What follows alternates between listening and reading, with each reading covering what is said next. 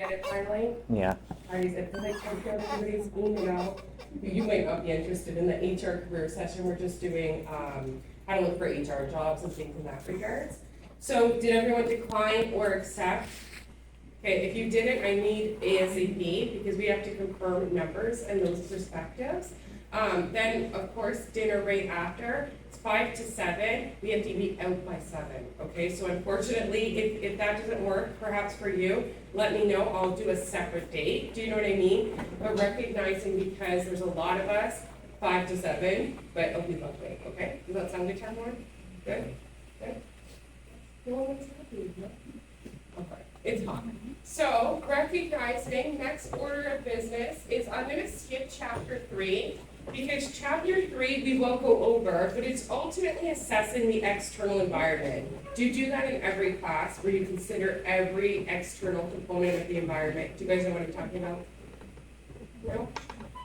Should we talk about it first? Yeah.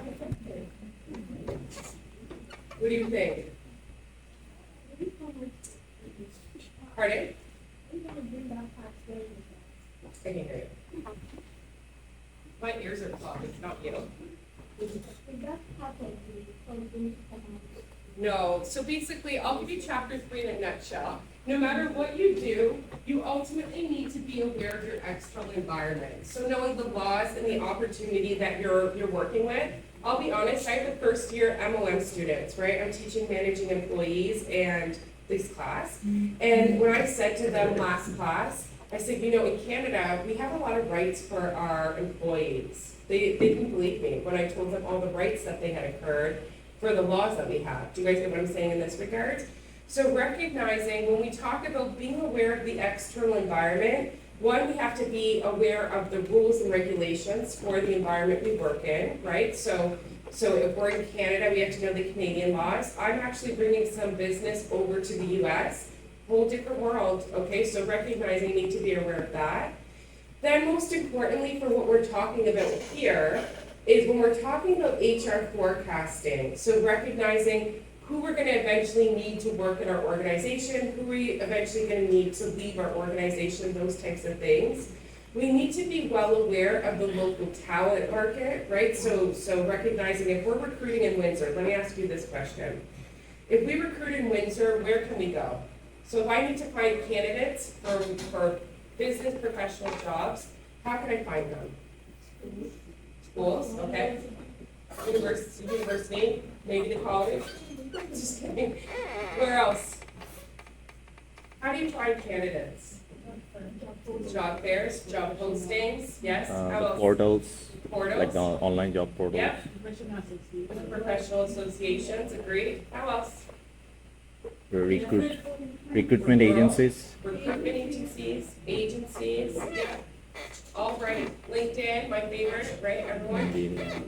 Maybe if we're looking to bring more diversity, for instance, let's just give an example. If we know there's not a lot of Jewish people who apply into our organization, we can go to those associations. There's one for every nationality, so like there's an Arabic association. Then we could actually share our job postings with those individuals, so that we're exhausting all of our resources. So we're making sure everyone knows about our job postings.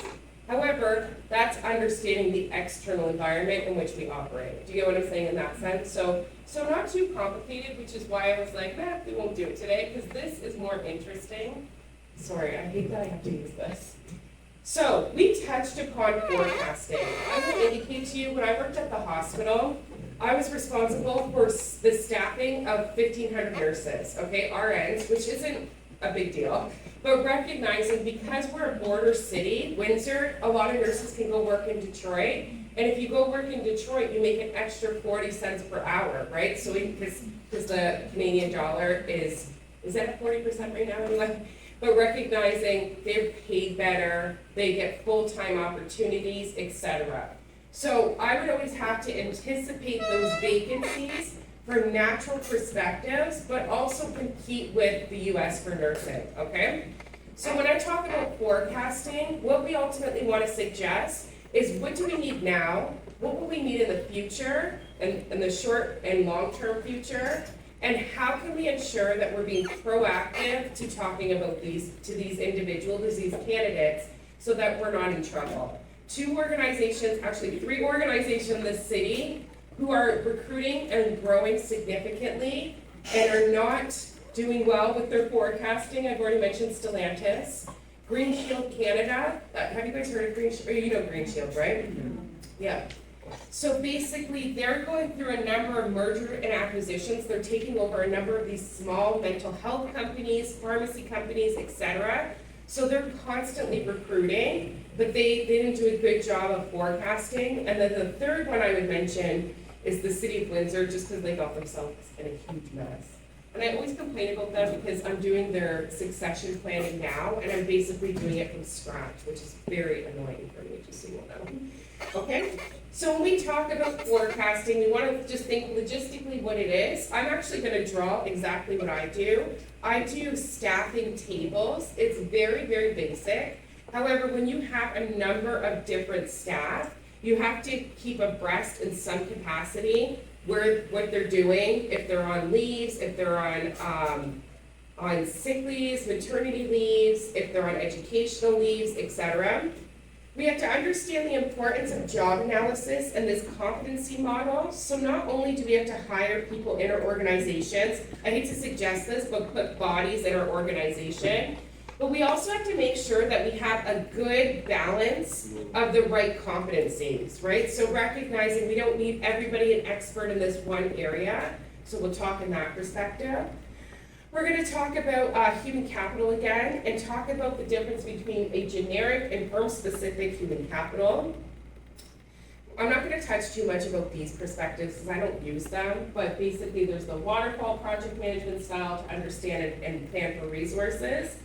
And then talk about giving special attention to these specialist technical workers. Managers recruit designated groups within HR. So designated groups are traditional individuals. This actually comes from the Canadian Labor Code, I think it is, where there's 4 groups that traditionally are underutilized in the workplace. Women, right?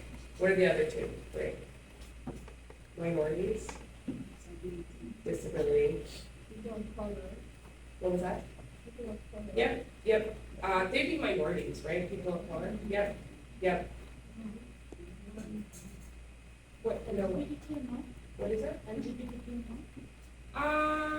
I guess that would also be minority. The last one I was thinking about was Indigenous, but you know what? Sometimes people do segregate out, like women, Indigenous people, people with disability, people of color, LGBT, you know what I'm saying? So they definitely, I've seen it broken down, but the labor code indicates those 4 groups, and recognizing what you all said was correct because they fall in those other groups, okay? So the other piece is those designated groups. Actually, I want to talk a little bit about the technical workers in advance. I recruited welders, okay? If you think, oh, welder, no big deal. They go to school for, I don't know, a couple months. They get a certificate. They're impossible to recruit. They're the hardest people to recruit because if they go to an organization and another organization will pay them $1 more, they'll go there, okay? And they know their skills are in high demand, then it's very, very challenging. Okay, so we'll talk about things in that perspective. Okay, oh my goodness, there's a lot. So HR forecasting is simply in some capacity having abreast of the net requirement for people, right? For new recruits by determining the demand and supply for individuals. What would increase a demand in hiring? What types of things would increase a demand in hiring? Booming market. Booming market, yes. Yep, I agree. Expansion of the market. Yep, I agree. What else? Lots of things. A change in the company's vision. Yep. Employee turnover. Sure. That's like a dirty word in HR, right? We don't like when employees turn over, but at the same time, I was actually talking to someone yesterday about this. We have to expect it, right? Recognizing if there's, okay, let me talk to you all about this in real terms here. When you graduate and you get your first HR job, right? And you will, I promise. But recognizing if you find, that you applied to another job that paid more money, that was a better opportunity for growth, but you already started working at that first job, do you take that second job?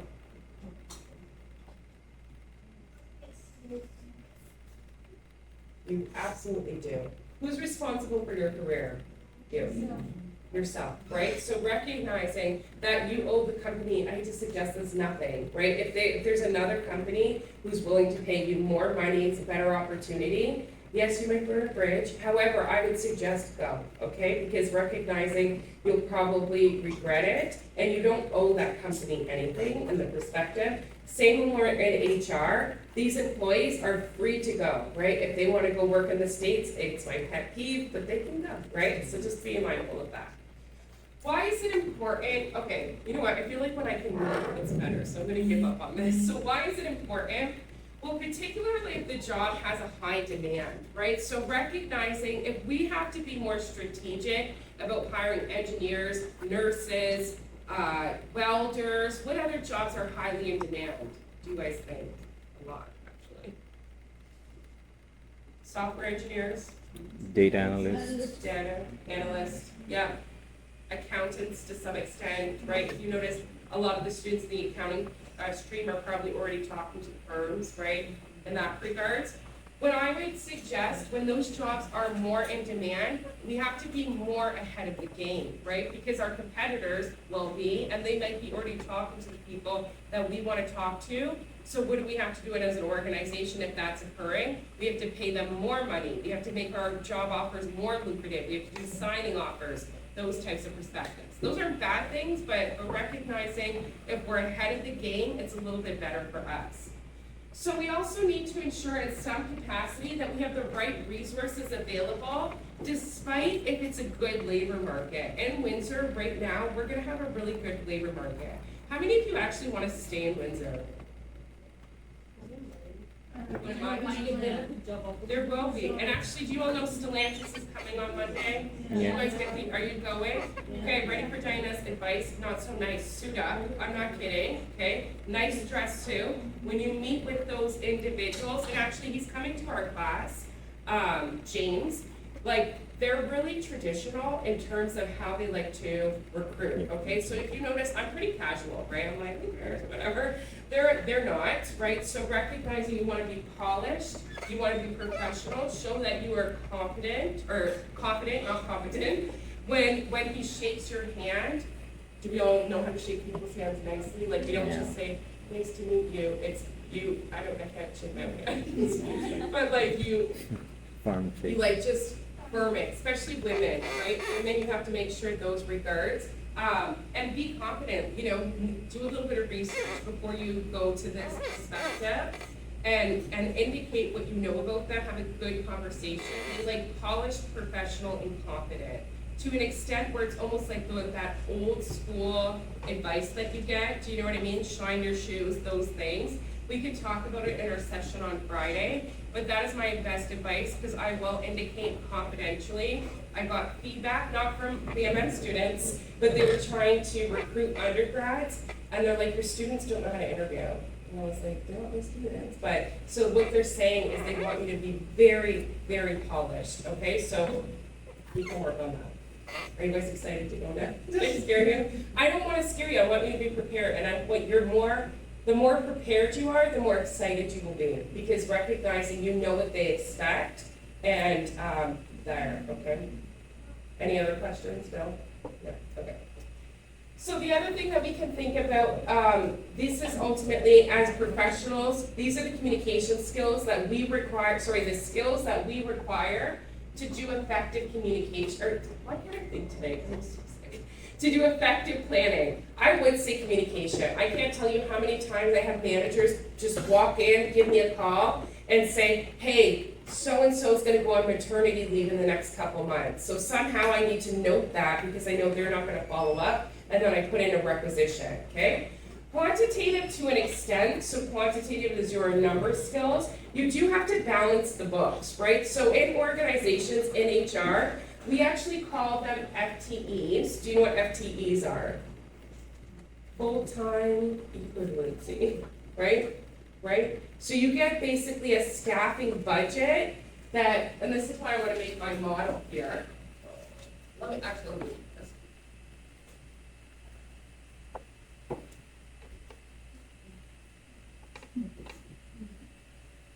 Okay. Pretend we're hiring for the business department at Arena. Okay, so I'm gonna put biz, and we have 10 FTEs, okay? So does that mean I have 10 full-time positions? No, it means full-time equivalent. So what I would indicate is maybe our dean is 1 FTE, so he's full-time. And let's say we have, just for the sake of making this quick, 5 FTEs, so we have 5 full-time professors, okay? But then maybe we have, let's say, 4 part-time professors. So you can see 4, that's only 2 FTEs, so we have what, 7, 6, 8, and then we can do, 0.3, et cetera, right? Do you get what I'm saying in this regard? So if you work 0.5, you're part-time. If you work 0.3, maybe if the full-time hours is 10 hours, you only work 3 hours per week. And basically, we have to balance this because it's ultimately correlated to a budget. Do you get what I'm saying? So that's why these staffing sheets come into handy. We also have to be strategic. So for instance, when you see organizations hire absolute new grads with no experience, they're being strategic. They say 5 years down the line, my CHRO is going to retire. Basically, this person, they have that trickle-down succession plan. I mean, you need to have a really good process. In HR, we have what we call requisitions. So that's exactly what I was suggesting. Diana quits her job today. I'm just kidding. And then we put in a requisition to hire somebody to replace her. So it's an internal process that gets approved from HR, finance, and then probably someone in the executive perspective. Once it's done, then we can post the job. Now, do you guys understand when I say taking time to hire in Canada takes a long time, right? These internal processes have to occur. So, reducing HR cost. Now, when we talk about HR cost, I really want to stress in this economy, we are a knowledge-based economy, which is good, right? Because we're paid to use our brains. However, recognizing we want to look at what are current job-related knowledge, skills, and abilities that they must perform, and what is out there in the workforce. What are we missing? How can we be more efficient, effective, etc.? And it helps our organization do better, right? So that's something we can think about in this perspective. HR forecasting as a proactive process. Now, this is what reactive process looks. Diana quits her job. She says, today's my last day, and I'm scrambling to find a replacement. We call that the post and pray. Many organizations do that. That is not bad. It happens. However, proactive is indicating, okay, Diana quit. We've already been talking to people who could potentially take her position. We know someone who would be interested, then we go through the process in this regard. We're not scrambling in that regard. So it does increases the number of policy options available in the organization and also allows for more flexibility, right? We're not just putting bodies in the organization, we're actually hiring competent people who can take over these roles. So the other thing is, as we go for a more proactive approach, we're actually looking on predictions of trends, assumptions, scenarios, and a short time period. Okay, so recognizing if we know something's going to happen within our organization, we should anticipate what that means for HR and recognize how much we could hire in that sense. And it also allows us to develop a possible HR policy for options and programs. Let me give you an example. When I worked my first job out of school, I was a recruiter for Sutherland. Do you guys know what Sutherland is? Yeah. Not that good.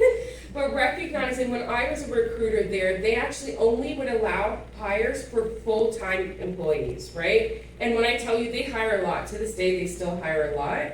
But recognizing it was very challenging to find people who would want to work in a call center full-time after they graduated school. So when I was there, I made the recommendation, okay, why don't we do part-time so we can start hiring students, and then we get them for a good period, when they're doing their education, and then when they're ready to get, a career in their field, they've done their time. So we actually changed that policy where we did, and then I left. But anyways, but then we had started to allow part-time employees. so that we could ultimately have more flexibility in this perspective. We know this from HR. If there's an HR gap, it means we don't have enough people to meet our operations needs. If we have an HR surplus, the organization has too many people than they need. Is one worse than the other? What do we do? Same? Okay, what's the challenge if you have an HR gap? You don't have enough people. Big issues, right? Yes, yeah. Maybe you'll burn your employees out. They're constantly stressed because they have to, still perform with not enough support. And then obviously HR surplus, employees don't like to be laid off. And I actually have been starting to do some more work where we look at other ways as opposed to laying people off. So looking at like flexible work arrangements, putting people on education leaves, or cutting costs outside of HRs, which is my favorite one, but we'll talk about that. So we talk about organizational requirements. We recognize every organization has goals and objectives, and they do need to take priority over the fact that we don't have enough people in the company, right? I'll give you an example. Nursing is traditionally very, very under-resourced, which means they don't have enough nurses has anyone been to the ER, by the way? How many hours? 7, and you don't even know when you're next, right? 7, 13 I've heard 18, but it's also because they don't have enough people to operate. But does that say, do we say, no, you can't come to the emergency department? Absolutely not, right? You have to keep trying. So the first process that we need to do is understand what the calculation of the requirement is and what is optimal staffing. This is my favorite part, is determining the source of human capital. So where are these employees located? How can we get them here, right? We also don't need to, I don't want to say think small, but I know, for instance, I think I told you this story, everyone, that before, if we were teaching this class 2 years ago, all I would talk about was Shopify. I would say, go work at Shopify, it's the best company, they'll pay you well. Well, we didn't anticipate. But I will say something that we did that was very innovative is software engineers are quite difficult to hire. So we made those jobs, all of their jobs, remote, so that you can be a software engineer in Saudi Arabia working for Shopify, a Canadian company, and we have access to a bigger labor pool, right, of labor candidates. But would you do that for every role? No, but recognizing those scarcity roles would be important, okay? So once we determine where are they, how can we get them, we also need to know what skills is it that we're requiring, okay? And how are we going to assess these candidates to ensure that we're meeting our current and future vacancies or needs, okay? So obviously, job analysis allows us help to understand the knowledge that's required, the skills, abilities, etc., the KSAOs. And then job analysis ultimately feed into job descriptions. So recognizing that's something you can think about. Actually, if you are meeting with Stellantis for, I think it might even just be a meet and greet, so it might be informal, but still just nice.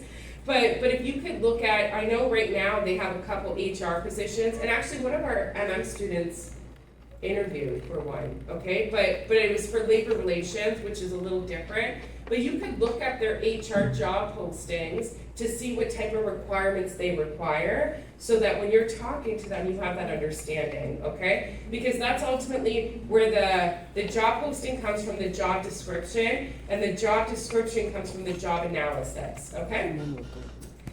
So critical KSAOs, these are the most important perspectives of that hiring position.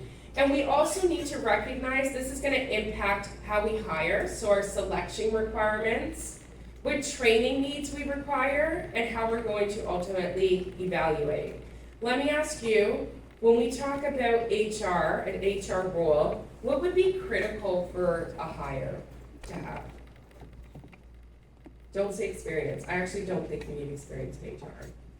It's helpful, but do you need it? Yeah, I agree. Communication skills. Organizational skills. Yeah, I agree. Maybe HR education, right? So, because you're well versed now, you guys are well versed in, how to work in HR, right, those requirements. What else? One more. I was trying to think what I would say. There's no wrong answer, by the way. I'm not looking for it. I'm like, what would I say? People skills, yep, good. So recognizing, a lot of what you mentioned is soft skills. You can train soft skills, but I would indicate the training needs may be more on, the HRIS system, the process on how to hire someone, how to fire someone, those components. And then finally, we can evaluate based upon these criteria as well, okay? So we talked about these, so we don't need to talk about this. One thing I want to indicate, we can take two approaches to the value of human capital. One is just being generic and the perspective that would be useful in any organization, right? So competencies, knowledge, skills, and ability that are fundamentally good to have, right? So communication skills, a go-getter attitude or initiative. I think no matter where you go, that's going to be universally held. But if we talk about firm-specific human capital, let me give you an example. If I'm hiring for an investment firm, okay, what type of skills would be required to be work in investing? Financial. Okay, what else? Do you know they work like 18 hours a day? They also make millions of dollars a year, so don't feel bad for them. But recognizing we need people with endurance. We need people who work incredibly hard, who are, what's the word I'm looking for? Not performance driven, results driven, seriously, in that regards, because they bring success to that firm. Do you get what I'm saying in that sense? So those are things that perhaps we can think about. And sometimes these things are learned through experience or mentorship, right? So basically you're molded into the requirements of that organization, and we're ultimately making it more specific to the company that we have, okay? Just some terminology. Human capital stock is the amount of any type of human capital that is available to that firm at any time. And the flow, I've never actually heard this term, is basically the change in stock of human capital over time. So we have termination, promotions, lateral modes, demotions. Actually, in my HR career, I've never demoted someone, ever. I think it's actually inhumane to say, Diana was your instructor and now she's a teaching assistant. Would you agree that would have been nice for me as the employee, right? Okay. So that's the things that we can think about. Okay, when we talk about job requirements versus task requirements, when we talk about job requirements, organizations need to move away from the job that they're ultimately suggesting and actually move more towards human capital with specific stat or skills. When we think about that, we're looking at the sense that the human capital requirement for that particular job may become redundant. Let me give you an example. If I hired you as an HRIS coordinator, that job seems to come up a lot in Windsor, by the way. Do you agree? Yes, okay. But recognizing if I hired you for that specific job, I would say you must be competent in Chronos. You must be able to have 3 years of experience in Chronos and make it very specific to that particular job at Hiram Walker, okay? What if that job changes, right? So if we're doing it more from the perspective of task requirements, you need to know how to operate a computer. You need to understand how human capital flow works and the importance of keeping data up to date for seniority, for termination, etc. You get what I'm saying in that sense? It's a little bit different in terms of how we hire and very, very helpful. I'm going to skip the project management stuff because it's boring. So, analyzing human capital, when we talk about strategic forecasting, we want to have a good understanding of where our organization is going to go and what is that going to do in regards to the human capital or human resource of our perspectives, okay? So if you think of a company such as Green Shield, they're acquiring a number of these small health companies. They need people to provide service to these new customers, right? So So recognizing they should be able to anticipate how much more people do we need to hire in their call center. By the way, if you think about those jobs, don't work there, but just look at them. They make $60,000. If you call Green Shell to be like, why is my benefits not working? The people in the call center, because they're unionized, they make $30 an hour. It's 60 grand a year. So it's actually not that bad. Do you know what I mean? However, they're hiring those positions a lot, right? So because of that need specifically. We're gonna pay some special attentions to specialist, technical, and professional workers. Why is this harder to recruit? Why is it harder? Everybody has. Yeah, I agree. Yeah, definitely a niche. Maybe they have more options too, right? So recognizing if I need someone to work at the call center in Green Shield, that might be easier to fill than perhaps a human resource officer and specialist in diversity and inclusion. That's gonna be someone who has more options, someone who has more specialized education. They're gonna be someone harder to find, okay? There are strategies, actually I'll post my chart that I use in regards to for certain positions where you would go. So for instance, obviously we know if we're looking for HR professionals, we have the Human Resource Association, but accounting has their own, finance has their own, nursing has their own. It's like my little cheat sheet when I'm making recommendations on where to find people, I'll post that. The other mindset is diversity, inclusion, and equity. Okay, let me ask a question, and it's a trick question, so if you get it wrong, don't be mad. If I say we're hiring a professor at the Odette School of Business, but you must be this certain nationality to apply for that position, and that certain nationality is a minority. So you must be, what is it, BIPOC? Is that the right term now? Black, Indigenous, people of color, yes. So if I say, I'm hiring this position at the Odette School of Business, and you must be Black, you must be either Black, Indigenous, or a person of color. Can I do that? Yes. Who says no? Do you guys not know? It's okay, because I didn't know until yesterday. So it is, it's called targeted hiring, and it's legal. So ultimately, we can do it, we can't say, if we were looking for a university professor, and you must be a female who's white and 5'9".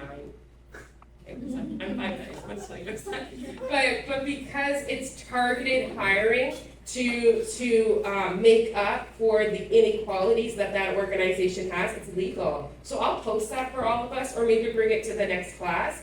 But you do see those postings. You can't do the opposite though. You get what I'm saying? You can't say you must be a 35-year-old white male who likes golf. But if it is for diversity and inclusion, and traditionally that category, it's actually very similar. Have you guys heard of affirmative action? Yeah, so when they targeted hiring women, right? And this is, hopefully we don't need it anymore, but it's similar to that, okay? So I actually didn't know you could do that. Manager and executives, you sometimes need to use executive search firms, right? Every time I hire a CEO, I know I don't know enough people with CEO potential who could ultimately lead organizations, but these firms can help us. And then recruits are also another consideration in this sense, okay? I'm gonna speed up, I think I have 5 more slides, so if you guys are getting bored, we're leaving, I'm just kidding. So forecasting, you need some perspective, a way to determine your staffing needs, okay? You could do this by skill level, or jobs. Recognizing, I typically do it when I'm doing it personally, I do it by department, right? So I would say I actually do it by job. You can perform analysis to determine the amount of employees who are required, right? So if our organization is anticipating another $100 million in revenue, how much of that percentage is gonna go to HR? And usually organizations have that formula, so you know it's not something, there's no metric, okay? Then we have to create a budget to determine the cost involved in regards to fulfilling those requirements. And then we're going to put in HR programs, policies into place to ultimately meet the demand and supply. And one thing I would recommend when we start understanding what our requirements are, don't be afraid to exhaust every option in recruitment, right? So recognizing one of the best ways to recruit is actually through job referrals. So have that in place. So it's something that's potentially, like it's another, what's the word? I want to use a fishing analogy. It's another like hook in the water that, okay, maybe our employees don't know a lot of people, but maybe they do, and maybe they have people who can help us, okay?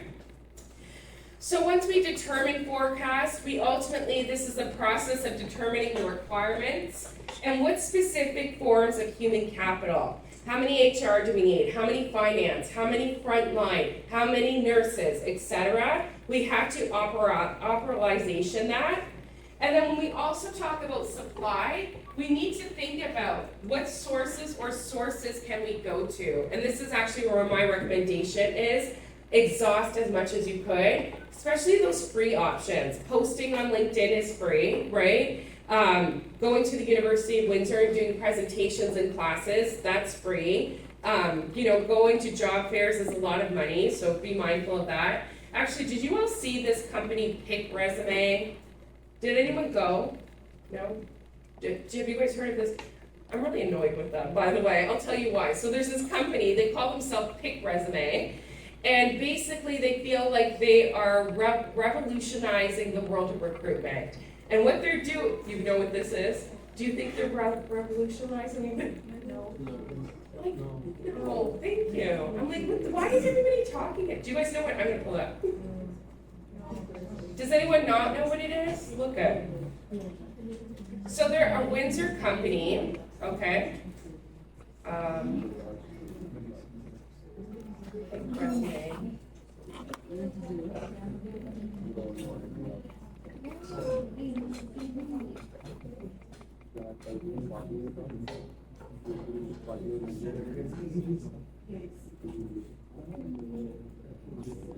So they're a tech company in Windsor that says a resume is in the past, Pick Resume is the future, okay? So basically you go on and you build almost like a LinkedIn profile and you put your availability and your skills, and ultimately they feel as though this is going to revolutionize the world of recruitment. Why? Like, what's so great about this? And typically you shouldn't put your resume, does everyone know? You should not put your picture on your resume. Yeah. Why? Why shouldn't you? Absolutely, 100%, unless you're a model and like I'm saying you're a model and you're applying to a modeling job. Not that you get what I'm saying, like, that's what I meant. But recognizing it opens the door for discrimination, right? To say, oh, she must think she's really pretty, why did she put her pic, I'm talking about me, not you guys. But that's actually very faux pas, very, very, very faux pas. And one thing I'll say, in some countries, it's expected, but I'm saying in Canada, it's not, okay? If anyone's come from a country where you do put your picture, you have to. Yeah, you have to put your marital status. I would die. Don't do that. Don't, right? Clemenza will die too, okay? But I don't understand this. Why do they think, who cares? No, right? Anyway, and they're very, loud about it. Anyway, I'm done ranting for today. Oh, I missed my slide. Okay. Okay, forecasting. Okay, so the slide perspective. So various forecasting methods. You can survey the business leaders for their anticipated needs. This will happen anyway. Managers will come. I think Diana's interviewing for a job. I think she's going to quit soon. You need to start talking to people who take her job. You know what I'm saying? Those types of things. Norm-based rules, this is a very common message that actually looks at historical data in the organization that ultimately tries to predict. I think I told you all Vistaprint, right? Did I tell you guys that story?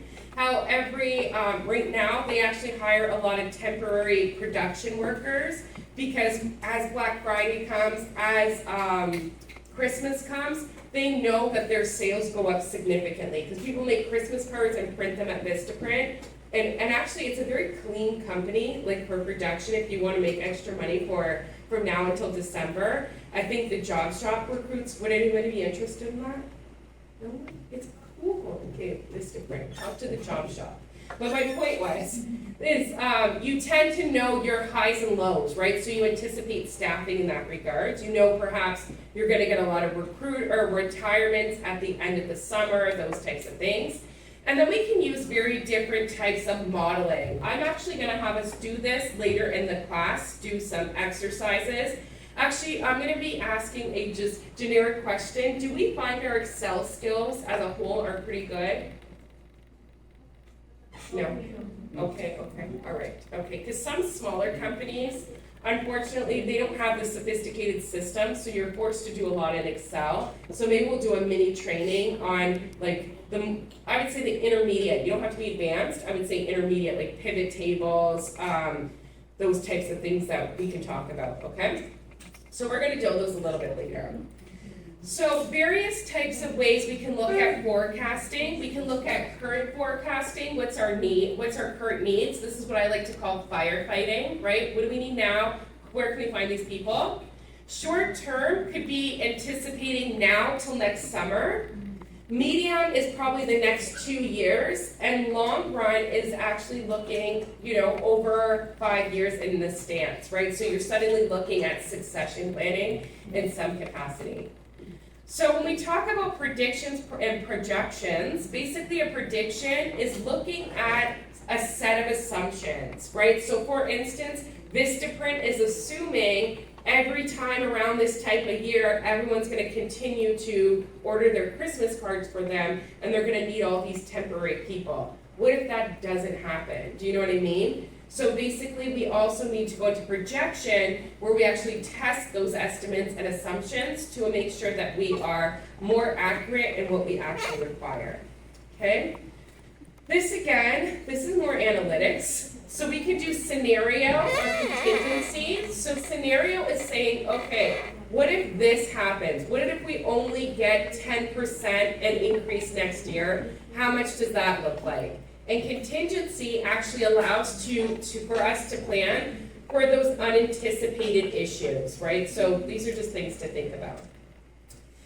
Reconcile net HR requirements. In some capacity as HR professionals, it might be Excel, it might be HRIS, it might be on Diana's staffing table, where we have to indicate we have this amount of FTE, and this is how many employees we have, and we have to reconcile them, okay? Not a big deal, you just have to keep track of people who come and people who leave, so that you ensure that your FTE, because this is correlated to a financial budget, and the number one highest form of finance in an organization is its human resources, right? So it gets very costly, and we don't want to go to a meeting and explain why we have too many people or not enough people, right? So it's very embarrassing. Okay, addressing surplus. Obviously, if we have too many employees, this is something we can do, is anything you really want, right? You could do job sharing. So job sharing, I think we all know, right? 2 people share a full-time position. And again, that's a one FTE. So they could be, Diana works 3 of the hours and her partner works 7 of the hours. Doesn't matter. Attrition means ultimately as people leave, you just don't replace them. Okay, that's actually better than laying off, because ultimately you are not letting people lose their jobs. Just as people quit, resign is the same thing, I meant retire, get fired, we don't replace them.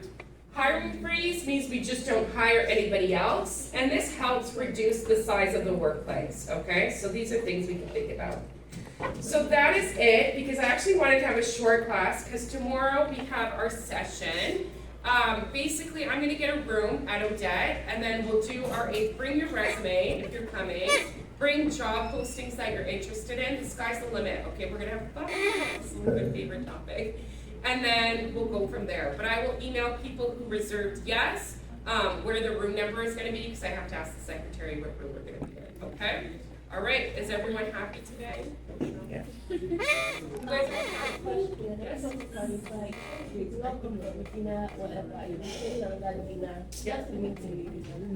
Sorry, what is it? Say it again. My ears are, sorry. Okay, so the, with the, okay, one second. So we have the six. Yes, yes, yes, yes, yeah. You want food? Can you not make it? Yeah, even I can come. Okay, you can have some meat and I'll make it. Okay? And I have more. She'll think it'd be nice, I can eat it. Okay, so she made a good point, if you can only come to the session and not the dinner, or if you can't come to the dinner, email me, I'll make it up, but I picked the restaurant, that's my only thing, okay? But yes, just come to the session then, okay? Good? All right.